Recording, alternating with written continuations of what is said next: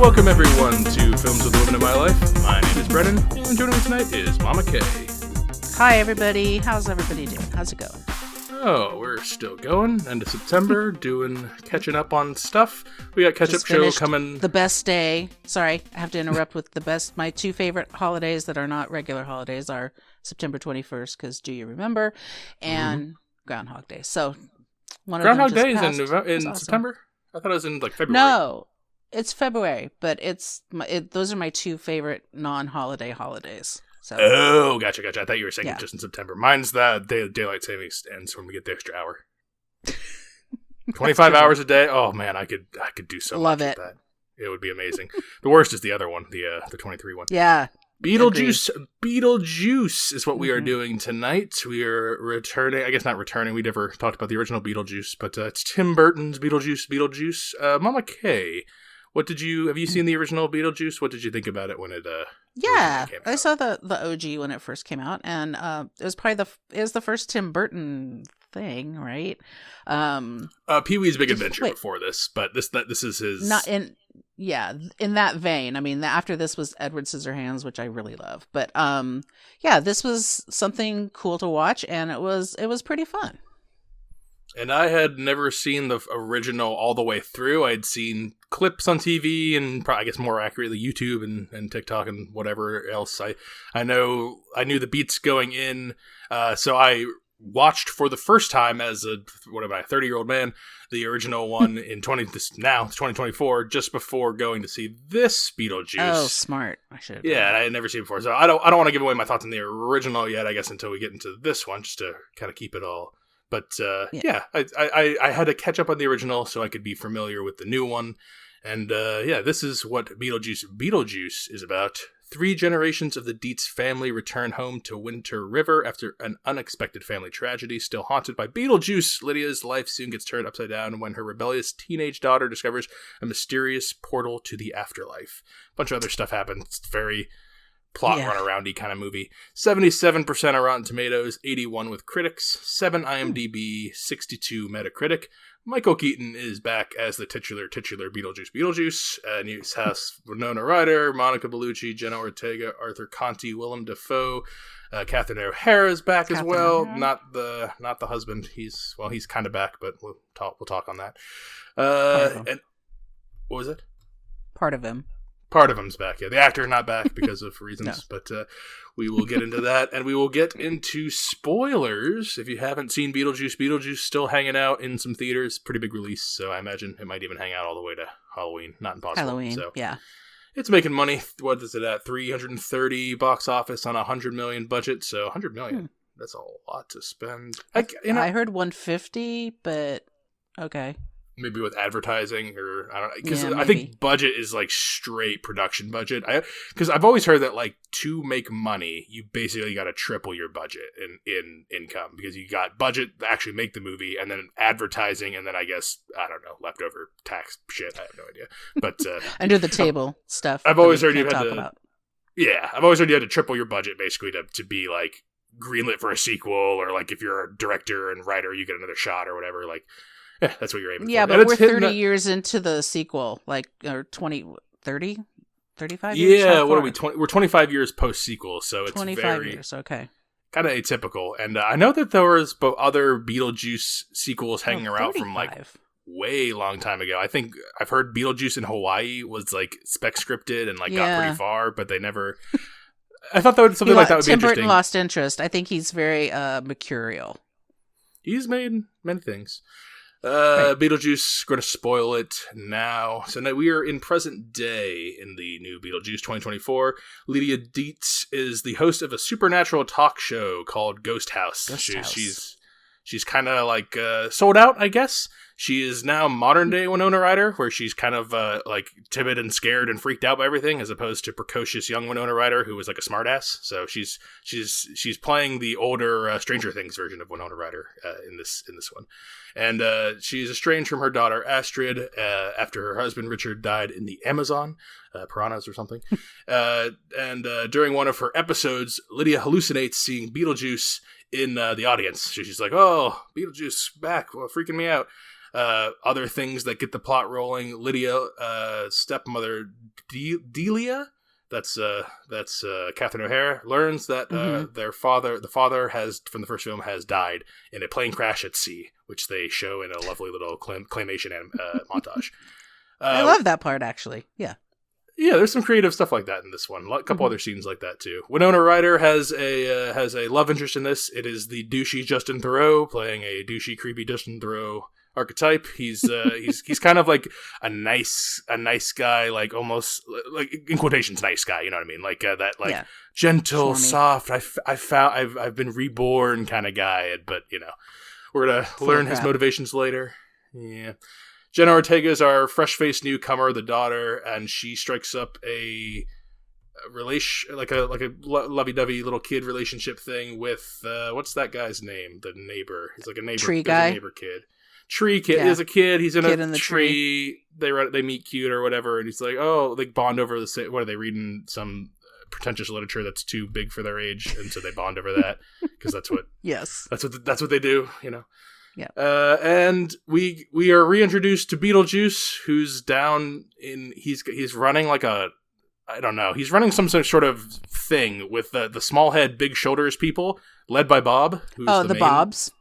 Yeah, are they all Bobs? Yeah. Or okay. No, they all have different. If you notice, like I think Brad Pitt was an executive producer on this film, and one of them is named Brad, which I think is funny. I like callbacks. Oh, I think that was probably. So Beetlejuice leads a like legal team of Bobs or something. I don't know exactly what they're doing. And he learns that his ex-wife has returned. His ex-wife, Monica Bellucci, who is like a Elvira zombie kind of person who staples herself together in a pretty cool montage. And is very powerful, apparently. Yeah, so the plots in this movie are Winonna Ryder is going to get married to Justin Theroux because Justin Theroux had to be a narcissist and stand up her thing and be like, make a big scene.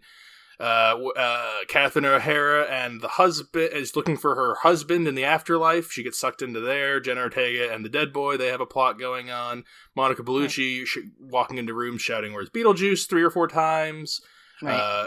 Beetlejuice is, in quotations, running from her, but then also doing Beetlejuice schemey things where he's just like, running around making deals or whatever. Willem Dafoe, we haven't even talked about him yet. He's a cop actor, so that's a separate extra plot. I forgot all about that. Yeah. There's a lot of plots on here. A lot of plots, a lot of characters, a lot of running around in the underworld. It's more Beetlejuice. So, okay, what did you think of Beetlejuice? I'm glad you brought up the really big elephant in the room, which is the fact that there's really no plot to this movie. It's all just there's 8 or 9 plots, which means it's like I have this idea, I also have this other idea, and these other ideas. And the thing is I feel like Tim Burton's completely unapologetic for this, because I'm watching this movie. I'm entertained. I'm not going to say I'm not entertained. I'm entertained by this movie. I'm not making major comparisons except for like, oh, look how good CGI is now compared to, the puppetry stuff they had to do back in the 80s. Which they blend. They do some new CGI and then they try to call back past sets and whatever. Yeah. Yeah. And I think that I like the effort for that. But I'm at the end of the movie and all of a sudden the Monica Bellucci character is back and I'm like, oh yeah, I forgot. This is where we started. Like, I totally forgot about that plot / subplot. I thought that was the main plot of the movie because that's basically the first. I mean, we get reintroduced to Lydia and her neuroses, and it's really Winona Ryder. It's not anybody else. I'm convinced of this because I cannot. She's horrible. Like, you're not a Winona Ryder person. You don't like her adult act. No. I know you like some of her younger work, but not so much as a 40-year-old lady. No, because it's so neurotic, and it doesn't come like it doesn't feel. It feels like they just transferred young Lydia to young Astrid. Like, that's the same character for me, which I know that's probably meant to be. But to have Lydia just become this really weird former shell of herself is like kind of a bummer for me. Yeah, they made Lydia like a total. they made her the Stranger Things version of Winona Ryder. Like that's I don't know if you've seen Stranger Things, but that's her. She's that character in that to the nth degree. And then on Jenna Ortega, I would say their demeanor is similar, but my only pushback is in the first one. It's like a turn on your head where Winona Ryder is the only believer and her parents are the skeptics until they can make a bunch of money. And then Winona Ryder in this one, Jenna Ortega is like doesn't have she thinks her mouth's full of shit. Basically, she thinks it's a bunch of crap. So it's same demeanor, opposite side of the coin, I guess. Yes, and that's they have to do that because they can't have Lydia. No, it can't be literally the same exact thing. Yeah, and they can't. Well, I don't know. Sometimes I think that happens, and people just like, I'm fine. This is fine. But I found it to be it was an entertaining movie. It was another free movie that I saw thanks to AARP because I'm an old person. And we got to see it in the theater. And I'm telling you, so first of all, the Michael Keaton Beetlejuice character is, I've read where it's like he can be just as offensive as he was back then. Well, that's possible, but he just didn't have a ton of screen time, so he could only be as offensive as screen time allows. But the things that he said and the jokes that he did made the old people laugh really hard. Oh, yeah. So I imagine Michael Keaton still got it. Especially for the older crowd. At 70-something, yeah. So it's like a little disconcerting to me that was like the big takeaway from the crowd. But it was, I found it entertaining, and I really wished I did what you did and watched the original Beetlejuice right before I saw this one. Oh, so how well do you remember the original one? Like, is it pretty ingrained, or is it more like I saw it a long time ago and I remember the parts everyone remembers? I feel like because I know I've seen it, several times as a whole movie, so I think it's pretty ingrained in the whole situation, everything that happens. Obviously not everything. I have favorite parts. Bob is literally my favorite part. That's such a you character. Yeah, I love it so much. And the fact that there was a whole room full of Bobs, I was like, mouthing, "Thank you, Tim Burton. This is awesome." I'll say there's certain fan service in there for every. There's a fan service, or not a fan service, but there's a moment there where I'm like, this is seen. No one else could possibly be enjoying this as much as I am. Like everyone else is either cringing or hating this, but I love this scene. What is it? Well, it's towards the end when we get there. But like, when I saw the Bobs, I'm like, oh, this is a Mama K scene. This is like that fan service people talk about. Like, oh, now we have 1 million Bobs. I'm like, yeah, but some people want 1 million Bobs. So 1 million Bobs, and I felt like Bobs were more prevalent than Beetlejuice. In fact, I've seen, we're already finding out what people are going to be dressed up as for Halloween, and it's Bob. Like, Bob is happening. He's a fun costume. He's a fun costume. I'm still kind of hoping for the Australian breakdancer to break out as a really great costume, because that's there'll be plenty of Ray-Bans or Ray-Guns, whatever her name is. Plenty of Ray-Bans. Maybe Ray-Guns with Ray-Bans. So Ray-Gun, much less ridiculous than Ray-Ban. So positive but sloppy, but like kind of positive. Super sloppy. Yeah. Just not plot driven. It's not a plotty movie. Whereas the other one did actually have, a pretty substantial main plot. So when I looked back on the old one first, and I watched that one after not seeing it, the first thing I'll say is like, there's not much Beetlejuice in that movie either. And then I also looked there's not. I had read a thing on this. Michael Keaton said to do Beetlejuice 2, he's like, I don't want it to just be all Beetlejuice on the screen all the time, and like he didn't want it to be. He wanted it to be like a continuation of how it kind of was the first time. So he was like, I limit the screen time just like the first time, not just because he's probably got better things to do. Also, you can, yeah. But I think for the story, it also like for the stories, it might be okay, because I watched that first one and I'm like, all the stuff that's famous doesn't happen until like an hour into this hour and a half movie, like almost the first 50 minutes or so, like the what is it? It's Catherine O'Hara stands up and does the song. What's the song playing? Daylight come and they want to go. Is that the one? Yeah. So that doesn't happen until Deo. Like the first 50 minutes. Yeah, Deo. There you go. And that's like the first like iconic scene I remember. And then Beetlejuice showing up to Winona Ryder. Like they don't meet until like an hour 10 into the movie, and then all the wedding stuff, everything from that original one, the sandworms, that all happens like way to the end. The only thing that's like iconic that happens remotely earlier is like the waiting room scene. I think they go to the MC Escher painting place kind of early on, but like it's also that first one a lot more Alec Baldwin and what's her name, like those two are like like they're the leads, not they're the story. They're the story, and then it switches. Like that's right. That's yeah, like this second one focusing on the deets. Like the first one was almost not even about the deets. Like they come in at the end. The funniest thing about the first one's actual plot, because I actually don't love the first one's plot either. I don't find the Alec Baldwin and the wife finding like it's not nearly as interesting as scare everybody and stuff. Yeah, like, oh, we're gonna scare. Like, it's funny that Beetlejuice is like just like a scammer. That concept is funny, and that's why I think Beetlejuice in Hawaii is funny, because it's a funny that he's like an undead scam artist, and Michael Keaton gets to be unhinged but with makeup and stuff, so he doesn't look like Michael Keaton. So it's just like so one of a kind. Where like I'm watching it, and I'm like, I bet if I saw this in '89, I would be the biggest Beetlejuice fan. I bet I would be all over this shit. Now, seeing it now, I mean, I lived in the internet. Like, this is, it's tame. But on to the present one, like, this is exactly what this kind of movie sequel should be, in my opinion. It is that it's all the leftover bits, and they just shoved them together and didn't really care that it was the leftover bits, and it's still kind of pretty good, which is like impressive. Like to your point, I was not really bored ever during this, and having just watched the first one, it's appropriately updated speed wise. Where like I'm not bored. Like I am like no, things are happening a lot faster in this movie. They're constantly happening, and I feel like it was a lot like we're never gonna get the right Beetlejuice 2 script or whatever. We're never gonna whatever we're trying to make. We're not gonna ever do that. So let's just make all of it at once and cut the scenes together in whatever, like, because like the Monica Bellucci stapling herself to scene is an awesome. I love montages. It has nothing to do with anything. She just walks into the rooms later saying, "Where's Beetlejuice?" And nothing to do with anything. But like, I'm glad that was in there. Like, I like to watch her suck out Danny DeVito's soul for that one scene. Like, I'm glad I got that.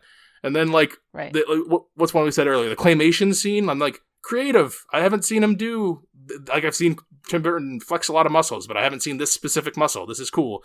There's one where Beetlejuice is in like the Black Plague, and he's speaking another language, and then that's how we meet Monica Bellucci back then. And he's like going through like corpses' pockets in the Black Plague, and I'm just like, this is hilarious, and it's interesting and different than the first one. Then they do callbacks like they need to, like they do the thing where they cut away from him, and a bunch of snakes or something flies out of his face, and then we don't really know, but yeah, whatever. Like whatever horrible thing Beetlejuice, like they do those kind of things. There's a instead of doing a Deo, we do a different song later on. So they still do that, but like it's got inventiveness out the ass, and even the shit that doesn't work or that's boring. Like I think Justin Theroux, who I love as an actor, is like fucking wrong for this. Like he's whatever he's doing is not like gelling with everyone else. Like I get what he's trying to do, but I'm like, that's the wrong. I think that's on purpose, though. You get somebody that looks like Justin Theroux, and then you know immediately what he is, though, just because he's the undead, or he's the undead, Beetlejuice, basically. So he's a conniver. Oh, he's just a scammer, right? Yeah. Like I guess because the way he played it, I guess is like it was almost too weenie for me to like hate. I never hated Justin Theroux. I guess I was just like, I get what you're supposed to be, but like I'm not hating like you're supposed to. I don't find you as funny. I don't find you super annoying, or like he was just a piece that didn't fit. Whereas like Catherine O'Hara, like different kind of character, but the same person, slips right in, no problem. Like she's like her scenes are some of the best in the waiting room. The Soul Train, so good though, and she's so committed. She's like forever. Good Jamie Lee Curtis. She's like Jamie Lee Curtis if she kept trying. You got to keep trying. You do. Like she like I see like Jamie Lee's projects in the last 10 years have been like, they're all kind of lazy, mailed in. Catherine O'Hara, her third act is very strong. Yeah, maybe stronger than her mid act. Yeah, than her Kevin McAllister act. Yeah, like again, I like that. Her original Beetlejuice era, her preppy mom era, I guess. Like I prefer her stately crazy grandma era better. Yeah. I agree. I just think that that's more suitable for her as a actress. What did you think of kid storyline? Because that's the most different. Like, the Monica Bellucci thing, I thought was going to be like the main chaser plot, but then it ends up just being set-piece excuses. It gets what dropped do you think of the kid, until the end. The kid plot is so different than everything else. The Beetlejuice. It's kind of dark. It's like dark, like mean dark, not like a funny, silly, slapsticky. We died in a car crash, falling off a bridge. Ha! Like, I know that's not funny, but like in Beetlejuice is played that way. Whereas his is like, I killed my parents because I'm a psychopath kind of thing. Like.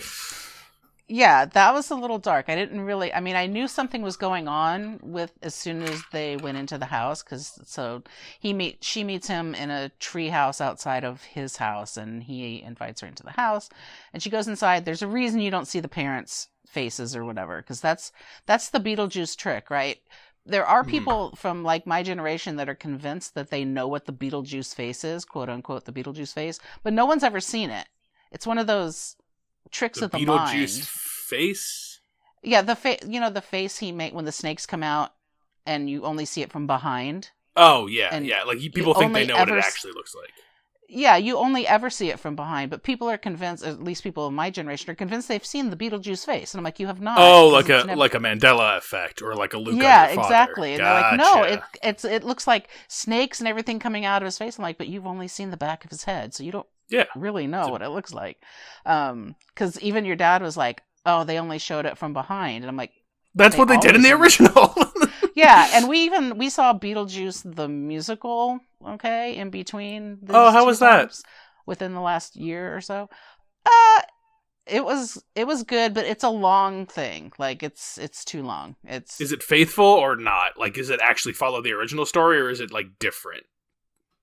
It's different. It's a different storyline. I mean, I would imagine that would have to be, because the original one like does not lend itself. I was like, when I was watching the first one, I'm like, Winona Ryder's still not in it, and we've just been following these two schmoes this whole time. Like, Beetlejuice hasn't even showed up. What is happening in this movie? Like, this is the most boring movie. Am I in the wrong movie? I literally thought, like, this is a Tim Burton. The only way I knew was, like, because it was the Danny Elfman score, like, attacking you. But, like, that's the only way I could tell it was... Yeah, that's how I knew it was in Tim Burton land. But, yeah. No, it's a different story. It's interesting. It's, it's fun like that, but sometimes I always feel like stage things...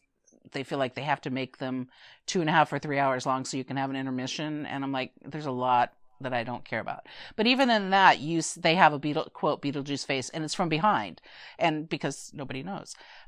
So I don't know. That's just one thing that's kind of funny. Is like that you don't ever really see that face. Wow, I went off on a tangent there. I was asked about what was it? I was the kid originally. I was like, why? Why kid, is yeah? So that's a super dark thing, right? You go in, you find out that this kid is actually, it goes, you have to wait a little while, but you find out what happens, that he's actually killed his parents. And I was like, that is the darkest thing I've ever seen Tim Burton do. Like, that's dark. That's not dark comedy. Like, I'm trying to think what other things, because like I recently watched Tim Burton, Planet of the Apes, the 2001 one he made with Mark Wahlberg. That movie is like, it should be illegal to play that. After I just watched I just watched the new 4 Planet of the Apes movies, and then I went back and watched that one, and I'm like, this is what I always thought it was, is this garbage, not like like cinematic been in my house. It's been on in my house enough times where I've seen significant. I think that was right at the beginning of Tim Burton being like, let's make Charlie and the Chocolate Factory and Alice in Wonderland and Dumbo, and just like the most boring looking remakes ever. Like, just machine, soulless, ugly. Yeah, and he always was that, I want to make it so ugly that you have to appreciate that it's beautiful kind of. It worked for the Beetlejuice. Honestly, I think that after seeing the Beetlejuice movies, I'm like, that might be my favorite. I still don't love Edward Scissorhands. I don't get it. I think maybe I got to give it another chance. Maybe I need a different headspace, because that's another one I saw when I was younger, and I don't think I've seen it as maybe not. Yeah, in like you a might decade. need to have an adult, fully formed. So I didn't love that. I didn't love that they took the girl and made it the way that I understand the plot after we find out that he's taking her, that he's trading lives for her. I like what's happening around all of that. I just hate the way we got there. Yeah, like I was, because I'm saying, like, when I'm watching this, like, oh, like Jenna Ortega, like at the beginning, interesting character. Like I was kind of getting on board. I said it when we watched. What did we watch? I think it was just Nicole and I on the review, but I think I made Jess at least watch it. The Fallout, the school shooting movie that's on Max. Which, if you haven't seen it, again, that's one of the best. Oh, it's so good. I think it might have been on the top 5 that year. But Jenna Ortega was in that, and that was before Wednesday or any of that explosion. I'm like, this girl has fucking got it. Like, she is got it. And then, like, then Wednesday comes out, and I'm like, see, I told you. It's on tape. I told you all. She was going to explode everywhere. And anyway, that's probably why this, honestly, part of the reason you get this greenlit is that, oh, Jenna Ortega, she looks kind of similar to Wednesday in the show, so maybe we'll just get people accidentally wandering in for that. And the whole thing with that storyline is, like, we're at the beginning, we're kind of following her. She's falling for the boy or whatever. And then her agency's just kind of gone for the rest of the movie. Like, she's now like an object to rescue as opposed to, like, someone making creative, interesting decisions to get out of situations. Like, because we don't have time for that. Like, you got to keep the movie short because you don't want a 2-hour Beetlejuice, there's more fun things to be had. Exactly. There's more fun to be had than, okay, Jenna Ortega is now in distress, which is kind of sucks for her character. She can't do any more fun things, but, like, okay, now we can go follow the other storylines doing, cool stuff. Yeah. So what is it here? Oh, where's my thing? There's so much. I guess I should talk about my favorite thing that was probably done only for me. And I was in like a medium, like not a super full theater, but I think there was maybe like 12 to 15 other kind of people. Not a ton of reactions, not a ton of laughs or gasps or stuff happening, really. I mean, it was a pretty loud. Didn't have the AARP crowd, so. No, I guess they probably didn't know what this movie was. They just saw Jenna Ortega on the poster and pulled their phones out in the air conditioning. Yeah, I'll do that. Yeah, so, like, the scene for me that worked, and I was like, we haven't done the Deo scene. There's no Deo scene in this one, and we're almost an hour and 15 in. And then they fucking play MacArthur's Park. One of my favorite horrible songs that it's consistently on lists of, like, one of the 100 worst songs ever written. I love MacArthur's Park. I think it's an amazing ballad that's so weird and so fun and so original, and it sounds like fucking the actor who Winnie the Pooh was. So I always imagine Winnie the Pooh, but you know that meme where Winnie the Pooh is like a gangster, and it's like you say something regular and then you say something fancy, and so he's in like a tuxedo and he's got like this eyebrow and he's like, oh, I'm fancy Pooh Bear. That's what I always think of when I think of who is singing MacArthur Park. It's fancy Pooh Bear. It's fancy Winnie the Pooh. So when Beetlejuice, I don't know fancy Winnie the Pooh. Oh, I gotta send you the young people know the Winnie the Pooh. Yeah, meme. I'm sure. It's something where, like, the first frame is Winnie the Pooh sitting in his armchair looking regular, and it's like adult lunchable, and then underneath it's the fancy one. It says charcuterie. Like, it's something like that, where it's like simple, a fancy version. Anyway, they're playing MacArthur's Park instead of Deo. That's their new song, and I got the hint. Perfect. I got the hint from the very beginning, because if you notice in the intro, they do the same opening credits as the original, where it's the Danny Elfman pushing in on the town, and they're showing the big green letters. A very classic intro. You don't really get those in movies as much anymore. But long intro. A long full credits intro, not the outro at the end where they do and then they show all the people in it. But yeah, this is more traditional like that, like the first one was. And you hear at the very beginning, there is a little musical MacArthur's Park sting they do at the and I'm just, when I heard that name, I'm like, oh, I got excited. I'm like, is that going to be the one? Is that going to be the song? Is that going to be, because I'm like, that's one of my favorite songs. If they chose that, that's such a win for me. And then I forgot about it. I totally forgot about it. And then they pull out a 2-story green cake. And I'm just like, oh, the cake is in the rain. They left the cake in the rain. And they just kept, it's so long. The sequence is so long. I was like, kept going. It kept going. I'm like, everyone else has got to be bored of this. They got to be done. No. Like, he's going into the third verse now, and I'm sitting there like, I wish the song were longer. I'm like, just keep going. I wish it were American Pie. Just go forever. Like, I was loving it. I was like, and that's why I was sitting there. I'm like, this was made just for me, and I'm just gonna sit and enjoy this because no one else is gonna be appreciating this at the level of I am. Oh, I think you're incorrect, sir. I was also like, this is amazing, and I did. Oh, you were feeling it. After the second verse, I was like, okay, are we all done here? And like, we're not done here. We're doing it all.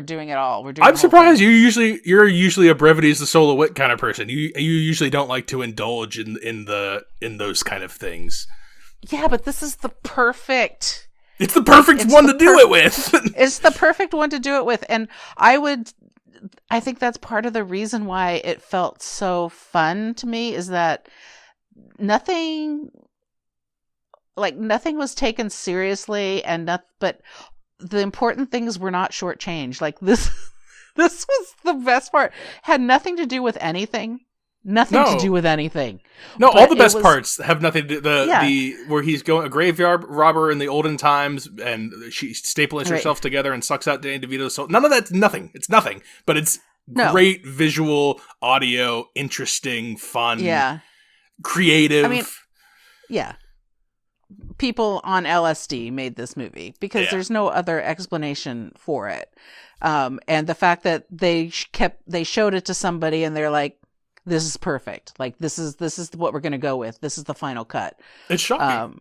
I mean, if he hadn't have already made 25 successful movies, he probably wouldn't have, but like, no, he wouldn't have been able to do this. And also, people were banking on green-lighting, Beetlejuice and right before Halloween, and if you get all the main actors back, give them all paydays. You get Jenna Ortega in for the young people, and then and it's done. You got the money. And what I was, I guess, surprised is that Tim Burton and everyone there, even though I didn't love all the characters and how everything came, like we haven't talked about Willem Dafoe at all, like none of his scenes. Yeah, I like that too. Did that play to the older crowd? Were they like laughing along with the old Willem Dafoe being like a actor cop dead guy? Was that working? I don't know. I mean, it was working. It worked for me only because that whole deadpan. Like at first I was like, what is wrong with him? And then when I finally see his face and he's got like a weird, non-believable, like Terminator looking side of his head. And I'm like, okay, this is a different turn. Like we're not based in reality in this particular piece. And because there's other parts where you could feel like you're based in reality. Right. So, we're not.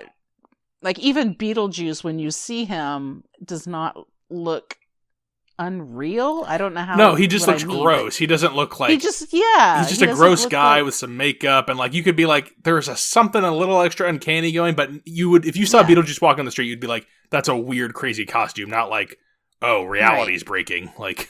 Well... And now I'm even more convinced about reading a little bit more that apparently Tim Burton and Monica Bellucci are a thing. That sense. This makes... Well, yeah, the whole thing makes sense to me now because, she's going to be his new, like, Helena Bonham Carter or whatever. So, which would be very weird because Monica Bellucci is in the true classic sense, a beautiful woman. So, very different, not quirky. Stylistically different. Different flavors completely. But also not a great actress. And, Monica Bellucci, is she in, I know she's done like Italian things, but does she, what would I mean, I feel like she was more, it was in the early 2000s or like, the 2000s range of things. And it was still like, you would find her in, if she wasn't in a foreign movie, it was going to be in a, Cops and Robbers or, international intrigue kind of situation where she didn't really have a lot to do anyway. And I know she's probably literally stapled together in real life as well as in the movie, but for someone in their late 50s, she's doing she was okay. In one of the recent Bonds. I mean, she was in, I can't remember which one it was, but she was in one of those as like, you could say she was an older Bond girl, I guess, if you wanted to. That's impressive. I would say that if you're in Hollywood still and you still have that look in your late 50s, they're like, oh, we need you. They're like, yes, there's a place for you. Exactly. Yeah. That's what's her name in Step Brothers? That act, Steenburgen, Mary Steenburgen. I always think of that. I always thought like though. When she was younger, I was like, she's fine. She's like a fine like filler supporting actor, but since she's still like conventionally attractive and she's 60, I'm like, oh well, now I see why they put her in everything, because she's conventionally attractive at 60. And yeah, exactly. I mean, I have to say, I think that Winona Ryder was actually the Achilles heel to this movie, just because she's so annoying. You found her the weakest part of the vocal movie. Tone. Probably because, I mean, Monica Bellucci, honestly, if she had more airtime, might have been the one. But yeah, I almost think they used her appropriately, even though they wrap up everything quick. Like the bad guy kid, they just like click a button on the floor and he goes away, and then like yes, I do like that. And he goes to one of the hells, because there's more than one place that you go when you're dead. Oh yeah, that's right. Well, yeah, you're dead in the place, but then there's the waiting room, and then there's that weird, and then there's the Soul Train. The Soul Train takes you to a whole like final place, so maybe that's how Catherine O'Hara gets out of the third one, because I mean, I love the Soul Train. There has to be a third, right? There is absolutely zero chance that it even ends on not a cliffhanger, but like a dream sequence, like one final random scene to throw in, basically, where like Beetlejuice is crawling on the thing as a baby after Jenna Ortega has, and then it's all a dream. She wakes up, but Beetlejuice in the bed, or is he? Like we're setting up Beetlejuice. You have to, because you can't have a second Beetlejuice without having a third. So, and I'm guessing they probably won't wait 25 more years until the next Winona Ryder, Jenna Ortega comes out. Yeah, although Michael if they were able Keaton to, is 73, 74, something like that. Oh my God, he's that old? Yeah, Michael, hold on, Michael, he's 73. Yeah. Oh my God, I mean, I know he's under a bunch of crap in this, but like okay, I guess so. I mean, think about like Birdman. He looked like he was in his 60s in Birdman. So. I guess in my head, Birdman wasn't that long ago, but it was a decade ago. And then also Birdman, I thought he would have been like 56, 57, but no, I guess he was more like 60. Yeah. That's surprising. Yeah. Oh man, that's a sad one. He's so good. He wasn't like. I feel like he's one where, like, when I was growing up, he was off the radar. Like, he had lost cool points, and then he re-got them at some point in, like, the 2010s. Like, he came back. He did. Birdman was really big for him. Like, I think that was a really... Birdman was almost, based on true story. Right. Gotcha. So... Any other Beetlejuice points? Overall, I gotta say, I had like, this is kind of what I want popcorn sequels to be, because I don't like what are the problems? The plots, some of the people things dragged. The bits were funny and they were fast and they kept coming, and it's an hour 44, so refreshing. Like, that's perfect. That's fine. Like, I can do that. And you found out that really more people probably appreciate MacArthur Park than just you. At least you do, but again, I don't think. Do you think anyone under Tim Burton spent 5 minutes in a movie with it, and I know, but Tim Burton's a 68-year-old man who can indulge in things now that he's making but he chose to do MacArthur Park. He didn't choose another like weird song from the 70s. He chose that. No, so. I suppose. I guess I'll leave the final thing. The only small twinge of disappointment is I've always had, because I've had the Pooh Bear thing. I've had the idea of this like a music video where I just like put it, like, now that AI is here, it's possible. Like, I've never actually been as close to as I am now of being able to make the music video where like it's Winnie the Pooh and he's in his suit and he's singing there, and it's like this it's like a Scarface level rise and fall is playing while he's singing this sad nonsensical and Cake Tim in the Rain Burton song. Stole it, and he's like, I can't make a big montage thing now because he made that. And then also they have those stupid Winnie the Pooh Blood and Honey movies now, so they already have like Winnie the Pooh as a murderer or whatever. So I'm like, it would just look like I'm cobbling together other ideas when I've had this idea for years, and I just couldn't. The technology and my filmmaking and money and time wasn't there, but like, I had the idea. Yeah. I believe you. It would have been so good, and I could still make it, but it would be like, oh, it's like that scene of Beetlejuice, or oh, this reminds me of Winnie the Pooh, Blood and Honey. I'm like, no, I thought of this. They came second. Anyway, they did a good job. Sure you did. They did a great job. It's fine. Yeah. Would you recommend Beetlejuice Mama K? Yeah, I think people from, like my age are going to love the nostalgia of it. I don't know what people from your age like. Sometimes you're a little old for your age, so No, that's what I'm saying. I don't think any of the 30-year-olds are going to be like, oh, MacArthur Park? They're playing the MacArthur my Park. favorite. Like, not a ton of other people my age are going to say that. There were out there, but there's not a bunch of us. Yeah, but Tim Burton he's got the pulse. At least he got it back, at least in the last 20 years or so. But That's yeah, true. I recommend Beetlejuice. It's Tim Burton's best movie since Planet of the Apes, or probably before that. Oh, that one stunk. I still don't hate the Charlie and the Chocolate Factory movie. It's got some redeeming qualities, but they're more memeable qualities than actually like I like right. Choy. It's the original one, so that we should do. That's maybe worth doing is a Wonka, because I know we did Wonka, but like Fest. a Wonka Fest. Like compare the three Wonkas' strengths and weaknesses, because we will have. Oh, that's going to be interesting. Cause... Yeah, I would put Jess on for that one. I don't know if Nicole has strong feelings on them as a thing. Maybe it's just you, me, and Jess for that one, because I know she likes the Charlie one, the Tim Burton one, like a lot, and I'm mid on it, and you don't like it. Everyone loves the original, probably for different reasons, and then the new one I think we all liked to a degree. So I think that they're also that's one where like it's only 3 movies and they're all different. They're all so different. Yeah. Agree. Yeah, we could do that. We'll down. Do that at some point. But in the meantime, we've got we're gonna be doing another catch-up show with some theater movies to talk about as well as streaming. Do you want to give a little preview, okay? Is there anything you've seen on streaming or in theaters that you would like to preview for our catch-up episode in the next week or so? I don't know if I have anything good to preview. I've just been watching trash television, honestly. Oh man, I've been watching old episodes of Survivor, like the season. Like I'm ready to go back to Danger Dave with you got the mid-teens, low 20s Survivors. Oh, not even low. I mean, I'm back into seasons before season 20, and we're at season like 47. So Nicole and I actually just started watching the newest season just to like see what's up. They're on they have their own islands now, and yes, now they're just on their own island. This is like another reality show. You always like the traveling. This is like Amazing Race. You didn't actually like. I'm okay though because it's still beautiful.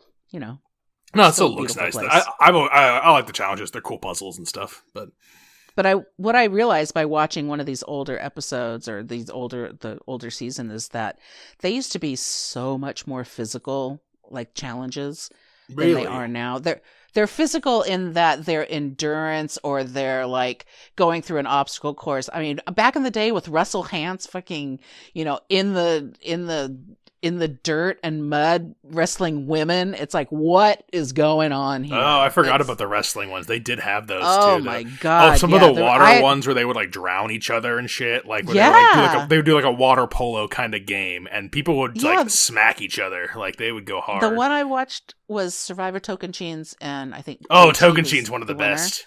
Yeah, it's one of the best, but in the very beginning, like the first episode, 2 people are almost out of the whole thing because somebody gets their shoulder dislocated. Rupert's on that. He gets his toe broken. Oh, doesn't someone get like an infection in the first 10 and it's like maggots in their like leg or something? Like maybe it's not that one. But, okay. Yeah. But it was still like, this is like ground and pound MMA style, Survivor.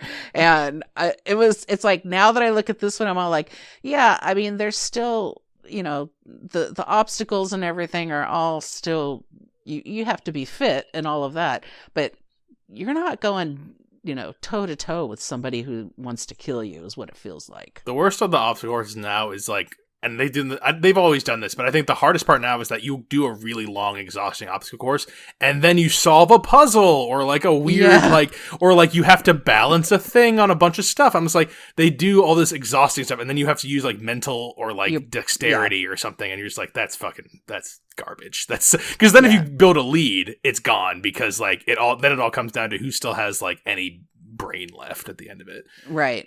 Yeah. It's definitely plays to a different strength process or strength pattern, but I don't know, still interesting. So I've been watching that. You guys were here not too long ago. There was some show on called The Circle. I got a little bit like, did you go back into Circle time? Circle's a good show. I mean, maybe we'll see what happens. I don't know. there's so much that's just come back on, like all of my favorites, Only Murders in the Building, and so I've watched a couple movies, but not a lot. I say Nicole watches Only Murders in the Building. I that's one where like I'm there in the room, but I don't pay close attention to the plot. But there was one of the latest episodes. There's a joke that killed me. It was when it's not plot important, so it's not spoiling anything. But Martin Short, at some point, he's looking up someone on Instagram, like his ex or something. And he turns his iPad, and it's like super blown up. Yes. And then I think Selena Gomez says that's the largest Instagram I've ever seen. Yes. And it plays out like for another 5 or 6 minutes in a couple of different ways. It's really funny, and I laughed out loud. I've always liked Selena Gomez, but she's really funny in that show. She's playing such a I think it's underappreciated what a specific weird character she has to play, and like how.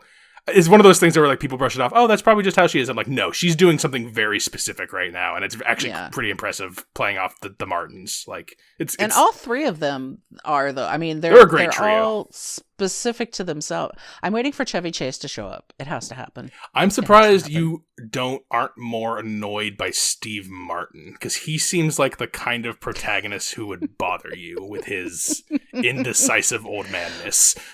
Well, the thing is, though, is that you don't have to watch it for 30 minutes. You know, you're watching that combined with not just the other two main characters, but some of the side characters are, I don't know about this season if I find them that great, but there's been side characters before that are particularly funny. It's the mix up of all of them. There are times when it is too specific on one person and I'm bored about it. Yeah. But it's a good show. It's one where I'm like, I'm not going to fully pay attention to it quite there for me, but like when it's on, I'm like, okay, I won't leave the room. Like this is fine. It's clever. And then The Bear, do you watch The Bear? I haven't done 3 because I heard 3 is the weakest season, and Nicole didn't love the first 2, so like I'm not like springboarding. I think I would still like it because I imagine it goes more in the artsy direction this year, and that's what I like. So I think it does. Yeah, I think I would still like it, but I think Nicole would probably fall off. So that's one where it gives me such high angst the whole time. I'm out screaming. I am just screaming like, why would anybody want to work in the restaurant business ever? Why is anyone doing this? You can't make money. People are awful, and all the people are awful. The people who work there, the people who visit there, everybody. It's like, but I'm like, but I need more. Food makes people terrible, I guess. I don't know. That I was just shitting on Jamie Lee Curtis. $75 a pop. So. I was shitting on Jamie Lee Curtis earlier in this episode, but that's one of her best things she's done the past decade. That was pretty great. Is her Seven Fishes mom character or whatever that she played? Yeah, Seven Fishes mom. You know, I don't want to actually know spoil. People haven't seen The Bear. It's good, so I won't say what I'm going to say. We're gonna just dial it off here because we're now just doing catch up. In the meantime, if you have things to recommend to us, Films with the Women in My Life on Facebook. Reach out to me on Instagram. I'm Brennan_podhost. You can email the show, filmswiththewomen@gmail.com, and you can find us on YouTube. Just search Films with the Women in My Life, and we are on there. Click all the buttons that make things happen. So, thank you, Mama Kay, for being on Beetlejuice. Beetlejuice. Juice. He's not here. It's not working. Till next time, this is Brennan signing off saying thanks for listening and enjoy your movies.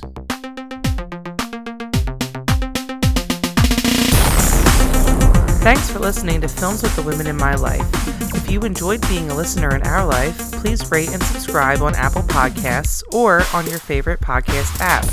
Keep up with the latest from the show on Instagram at Brennan_podhost, on Facebook at Films with the Women in My Life, and on Twitter at FilmsWomenPod. Finally, you can email the show with questions and suggestions at filmswiththewomen@gmail.com.